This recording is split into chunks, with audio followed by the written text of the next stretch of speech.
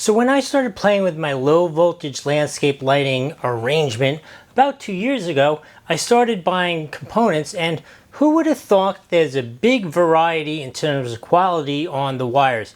So it's been long enough that my landscapers have killed enough stuff that I need to do some serious repairs. I needed some 16 gauge wiring. I did some research. This looked like an outstanding product. I don't know yet, but you're watching to figure that out yourself. So here's what we're going to do. We're going to take it outside, do some repairs, see how it works, and then I'll let you know what it was like to work with. All right, let's go do that. Okay, so this is a little harder to show, but this wire is absolutely awesome. It's nice and soft, yet it has a nice thick cover, and it's easy to manipulate. You simply split it, put your connector on there. I think the key is so easy to work with. I think the durability is going to be great because it has a nice thick cover, but it's going to remain nice and soft, not crack.